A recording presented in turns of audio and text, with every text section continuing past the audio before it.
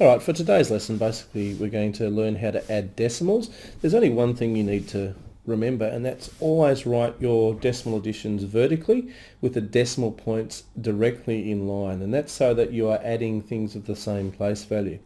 So in our first example here, we always start on the right hand side. So in this case it's with hundredths. So I've got 6 hundredths plus 2 hundredths, which is 8 hundredths. 7 tenths plus 2 tenths is 9 tenths.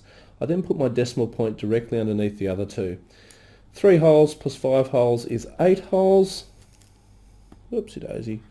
8 wholes, so the answer is 8.98. Second example, exactly the same thing, except this time we're going to start with thousandths. So always starting on the right hand side and working right to left.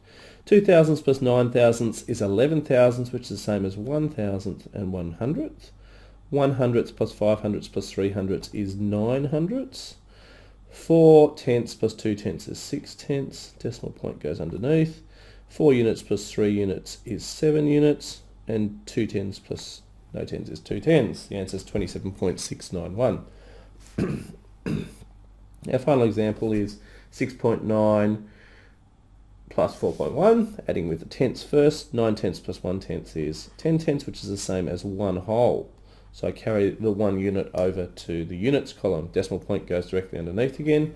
6 tenths plus 4 tenths is 10 tenths plus 10 units plus 1 unit is 11 units, which is the same as 1 tenth and 1 unit.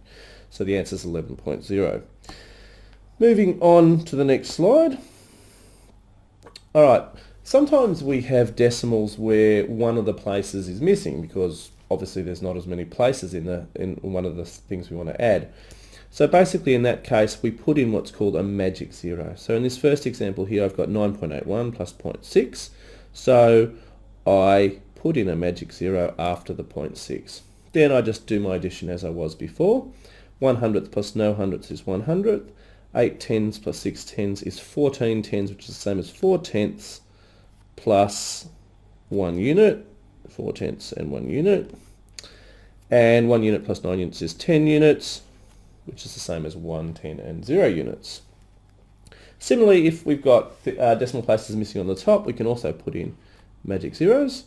And working from right to left again, starting with the thousandths column, I've got 3 thousandths, 2 hundredths, 3 ten thousandths, 2 thousandths, 11 hundredths, which is the same as 1 hundredth and 1 tenth, and 6 tenths, and then adding my units, I've got 8 units. Moving on to the next slide. The final type of question we need to work with is a worded problem. What is the total time of a relay team in which the first swimmer's time is 49.06 seconds, I guess. The second swimmer's time is 48.98.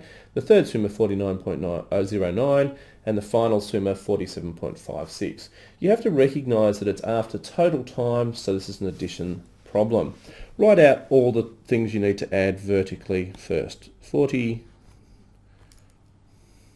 48.98, 49.09, and 47.56. Written vertically, notice each of the decimal places is directly underneath the corresponding one in the next number. Decimal points are all underneath each other as well. So then adding from left to right, 6 hundredths plus 9 is 15, plus 8 is 23, 29 hundredths, which is the same as 9 hundredths and 2 tenths. So carrying a 2 across into the tenths column. 2 plus 5 is 7, plus 9 is 16 tenths, which is the same as 6 tenths and 1 unit. 1 unit plus 7 is 8, 17, 25, 34 units, which is the same as 4 units and 3 tenths. 3 plus 4 is 7, 11, 15, 19 tens, which is the same as 109 tens. So the answer to that question is 194.69 seconds.